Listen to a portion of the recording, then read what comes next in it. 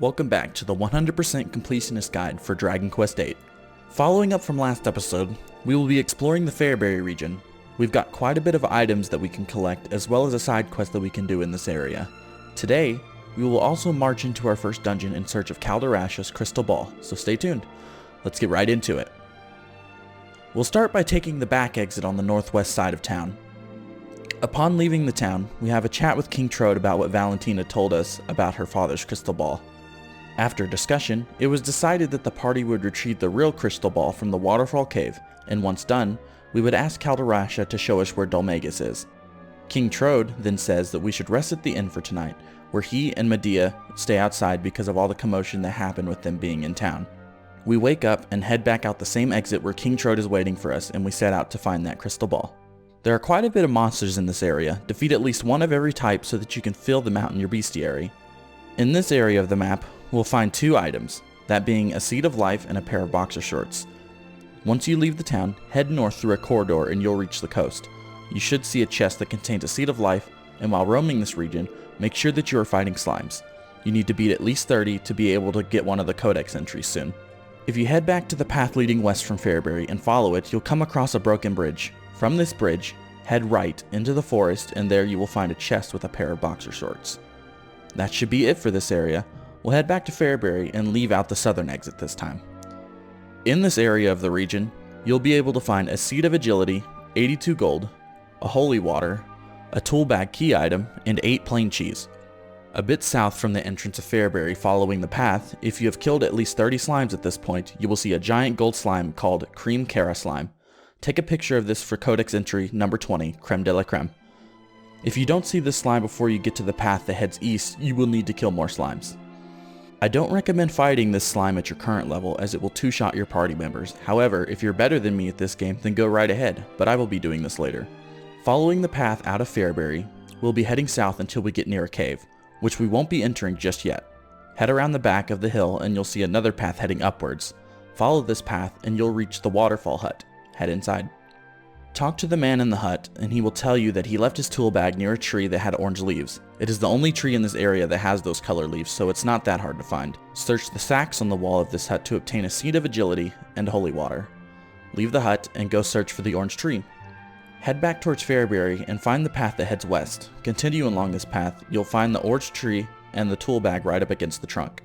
Before we head back to the hut, head south from the tree and you'll find the final chest in this area that we can open at this time, which contains 82 gold pieces. Now, head back to the Waterfall hut and speak to the man inside. He'll be really grateful that you brought his tool bag back. He notices our pet mouse Munchie and decides to give us 8 pieces of plain cheese and tells us that they will be useful in battle. If we eat this cheese in battle, Munchie will do a fire attack that does between 5 to 10 damage to all enemies. Since we have been battling quite a bit of monsters through our travels, I decided to get a couple of weapon upgrades before we head inside the cave. Make your way back to Farebury and go inside the weapon shop. Here, we'll buy a boomerang for the hero and a giant mallet for Yangus. The boomerang is incredibly useful this early in the game, so I highly recommend it for wild battles at this stage.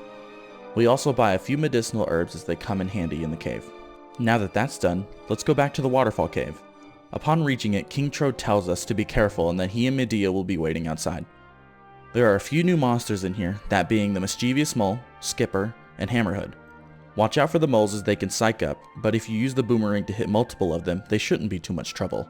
This dungeon is fairly straightforward, as it should be since it's the first one in the game. In the Waterfall cave, there are 5 items that we can collect. 100 gold, 1 chimera's wing, 1 medicinal herb, 1 leather hat, and 1 copper sword. Follow the path until you reach an intersection. There is a chest here which contains 100 gold pieces. From here, take a right. The left path doesn't have anything down it, and they both lead to the same place anyways. If you follow the right wall, you'll come across 3 chests. The first chest contains a chimera's wing, the second chest, a medicinal herb, and the final chest contains a leather hat. You'll eventually reach another intersection, where you'll take the right path towards the north and follow the tunnel down to the next floor. On level 2, follow the path until you reach a large room. Head to the other side of the room to a broken doorway guarded by a hammerhood. She will tell you that the only way to get past her is by beating her in a battle, and she will ask you if you are brave enough to fight. Say yes to her, and in honor of your bravery, she will let you go through without fighting. However, if you still want to fight her, after she's moved aside, talk to her again.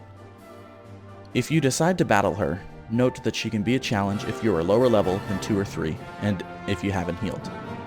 Since she has the ability to psych up, we better watch out for that. Very rarely, she will psych up to 100 tension in a single turn. Keep yourself healthy and you shouldn't have too much trouble.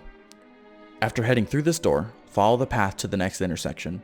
First, take the left path, as this will lead you to a ledge looking over the chasm from the beginning of the dungeon. The chest on this ledge contains a copper sword, which will be used in the upcoming boss fight. Head back to the intersection and take the other path until you reach the next door. This floor is just a straight path to the end of the dungeon, and on the other side, you'll find a floating white ball. This is the crystal ball that we have been sent to collect. Before you collect the crystal ball, take the time to heal your party. I forgot to do this, but I ended up managing. Once you interact with the ball, a funny talking aquatic creature will pop out from the waterfall named Geezer, seeming to be in a lot of pain. It turns out that when Kalderashas threw away his crystal ball, it hit Geezer on the head, as you can see by the scar. He's been waiting here all this time for the person who threw it out to come and retrieve it so that he can get his revenge. Geezer will ask us if the ball is ours. Say yes, and the battle will begin. This boss is pretty straightforward. He can do regular attacks as well as attack you with a curse mist. The good thing about this game is that the hero can never be cursed, so the only person you have to worry about getting affected is Yangus. The safest way to do this battle is to just use normal attacks and use the hero's healing spell, or consume medicinal herbs with either character when one of your party's health drops below 22. I, however, am a risky fellow and wanted this battle to go much quicker. Since I didn't heal my party before the fight, my first action was to heal everyone. Secondly, I psych up the hero to 50 and then attack Geezer, while making sure to keep the hero healthy by using medicinal herbs during Yangus' turn. I proceed to just use normal attacks, making sure to keep an eye on my health, and the boss fight ended after just a few more turns. Once we defeat Geezer, we cast Evac and head back to Farebury. If you don't have the Evac spell yet, you'll have to travel out of this dungeon on foot. Upon reaching Farebury, we head into the back of town to Kalderashas' house to bring back the crystal ball. Once inside, Kalderashas can be seen sitting at his table where he'll say that he expected us to bring back his crystal ball, and that no matter how many times we bring it to him, he will just throw it away again. We tell him what Geezer said. Don't throw things in the forewater! And he'll proceed to tell us that no one truly knows why he threw away his crystal ball. He threatens to smash the ball into a million pieces, but Valentina interrupts and exclaims that she's known for a while the reason he's thrown it away.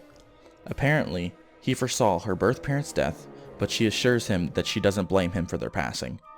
They have a heart-to-heart, and we rest at Kalderashas' place for a while. After waking up and heading downstairs, we see that Kalderashas puts the crystal ball back where it belongs, and he tells us where Dulmagus is.